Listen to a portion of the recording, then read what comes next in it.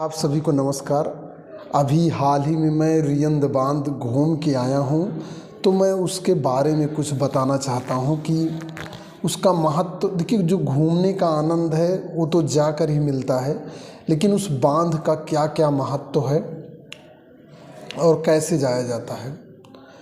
सबसे पहले ये सोनभद्र ज़िले में पड़ता है, जो उत्तर प्रदेश में है। उत्तर प्रदेश में है। उत्तर प्रदेश के वाराणसी यानी कि बनारस से जो है लगा हुआ ज़िला है। चंदौली, मिर्ज़ापुर से सटे हुए ज़िले हैं और उसमें उसी के बगल सोनभद्र है। जैसे कि मैं सुल्तानपुर से 140 किलोमीटर दूर बनारस, जो कि 3-4 घंटे का रास्ता है। बनारस से आपको जब नेट पे देखेंगे तो आपको नेट पे 4-5 घंटे का रास्ता दिखाएगा कि बनारस से आप सोनभद्र चले जाएं, लेकिन एक्चुअल में जब आप यात्रा करने लगेंगे तो वो लगभग आज 6 या 7 घंटे या 8 घंटे की यात्रा है। ऐसा क्यों? देखिए, जैसे जब आप बनारस से निकलेंगे तो सोन नदी चोपन होते हुए आप रॉबर्ट्सगंज पहुंचेंगे। जिसे एक जानकारी और देना चाहेंगे कि सोनभद्र ज़िले के किसी विशेष स्थान, तहसील, गांव या नगर पंचायत का नाम सोनभद्र नहीं है। उसके ज़िले का जो मुख्यालय है वो रॉबर्ट्सगंज में है।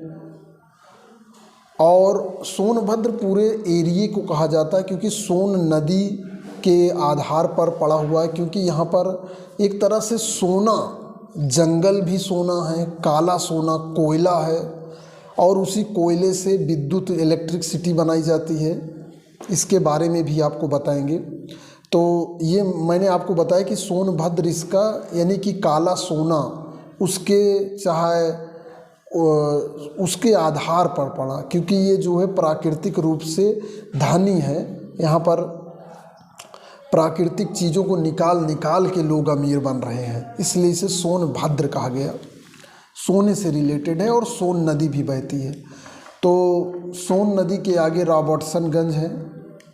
उसके बाद जो है आपका आगे जाने पर फिर पहाड़ी एरिया पड़ते हैं, जंगल एरिया पड़ते हैं, बड़े अच्छे लगते हैं। सोनभद्र में ही एरिए में मरकुंडी आपका जो है पहाड़ी एरिया पड़ता है, ढलान पड़ता है। जब बस नीचे जाती है तो बड़ा अच्छा लगता है।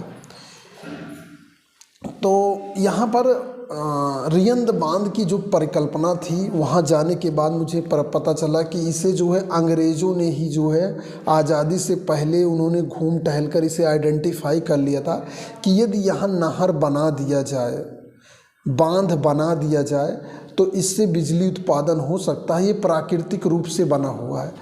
तो जैसे अक्सर जो है बांध को नदियों पे बनाया गया है, नदी के पानी को रोका गया है, लेकिन जो रियंद बांध है वो कोई नदी पे नहीं बना है। वो प्राकृतिक रूप से पहाड़ियाँ थी, एक पहाड़ी को काट कर उसे बनाया गया है कि उस थोड़ी पहाड़ी नीचे थी।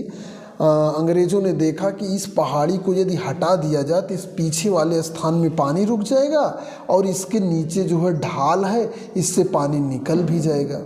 तो इस तरह से जो है, और वो पानी जाके फिर सोन नदी में मिल जाएगा। तो इस तरह फिर देश आज़ाद हुआ। तो फिर इसकी जो वो जितने भी डॉक्यूमेंट्स थे, उनका मेज़रमेंट था, उनका कैलकुलेशन था, वो सरकार को अंग्रेज़ लोग सौंप के चले गए। तो पंडित जवाहरलाल नेहरू ने इसकी 1952 में 52-53 में इसका वो उद्घाटन किया। 10 साल बनने में लगा। इसके लिए चुनार में एक जो है सीमेंट की फैक्ट्री भी डाली गई, वहाँ से सीमेंट बनता था और फिर उससे पूरा जो है आपका बांध का निर्माण हुआ। फिर 1963 में यानी कि लगभग 10 साल बाद वहाँ से बिजली उत्पादन हुआ। जो बिजली उत्पादन हुआ वो पूरे देश में फैलती है, बिजली जाती है। तो यहाँ पर ये जो मुख्य विषय है कि ये तो जो रियंद बांध देखने में बड़ा जंगल टाइप एरिया में है, परमिशन बनवाना पड़ता है। मुझे रियंद बांध देखने में 1 घंटा लगा, लेकिन परमिशन बनवाने में 3 घंटा लगा, क्योंकि 2 अधिकारियों की सिग्नेचर चाहिए थी और एक तरह से छुट्टियों का माहौल भी था। और लेकिन देखने के बाद जो है मेहनत सफल रही, मुझे अच्छा लगा बहुत ही। रियंद बांध, उसके अंदर टरबाइन को देखना, इलेक्ट्रिसिटी जनरेट, बड़े बड़े जो है ट्रांसफार्मर को देखना बड़ा ही एक्साइटिंग रहा। वहाँ पर एक जो है अधिशासी अभियंता से सिग्नेचर कराना पड़ता है परमिशन के लिए, और एक CRPF के जो हेड होते हैं उनसे, उसके बाद आप उसे देख सकते हैं। अगर आप अपने साधन से रहें तो आसानी से बन भी जाएगा, क्योंकि ऊपर जहाँ पहला अधिकारी होता है और जहाँ दूसरा अधिकारी होता है इसमें 3 किलोमीटर का अंतर। देखने में तो आपको आधा किलोमीटर ही ऊंचाई लगेगा, लेकिन वो धीरे धीरे पहाड़ में आते आते 3 किलोमीटर, और जंगल में कोई लिफ्ट भी नहीं देता है। हम तो पैदल ही चल के यात्रा को कंप्लीट किए, लेकिन फिर भी बहुत अच्छा रहा। और रियंद बांध से जो बिजली बनती है वो पूरे भारत को सप्लाई होती है। एक ज़रूरी बात बताना चाहूँगा कि जो बिजली होती है जैसे बनती है उसे सप्लाई करके तुरंत यूज किया जाता है, उसे रोका नहीं जा सकता। अगर जब टरबाइन चल रही है तो बिजली बनेगी और उसका यूज पूरे देश में सप्लाई होगा, लेकिन जैसे टरबाइन बंद होगा रियंद बांध को भी बिजली दूसरे से लेनी पड़ती है।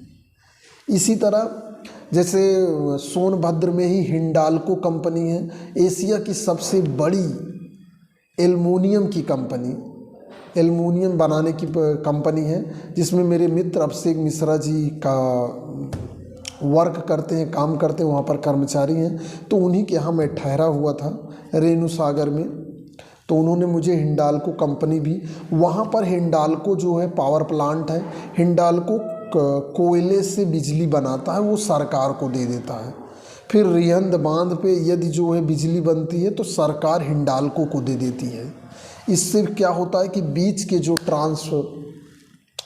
आपके जो है बीच की जो क्रियाएं होती हैं, जिससे उनको सप्लाई करने में, क्योंकि लाइट को स्टोर करके नहीं रखा जा सकता है, तो उसे एक्सचेंज करके जो है सभी लोग अपना काम चलाते हैं।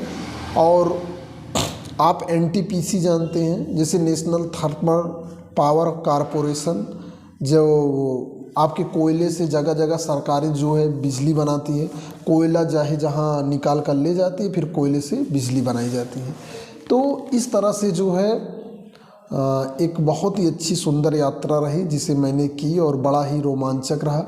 वहाँ जाने के बाद मुझे 2-3 चीज़ें और पता चली कि वहाँ जीवाश्म पार्क है, जिसे मैं घूमना भूल गया, बाद में घूमूंगा। यानी कि कहीं जाइए तो तब पता चलता है कि यहाँ और भी कई बेहतरीन चीज़ें हैं। तो इस वीडियो में इतना ही, आशा करते हैं कि जानकारी आपको अच्छी लगी होगी। इस वीडियो में इतना ही, आप सभी का धन्यवाद।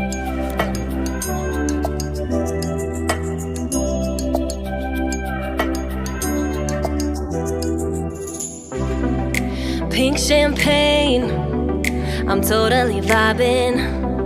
It's true what they say, it's all about timing. I'm doing okay, for the first time in a while.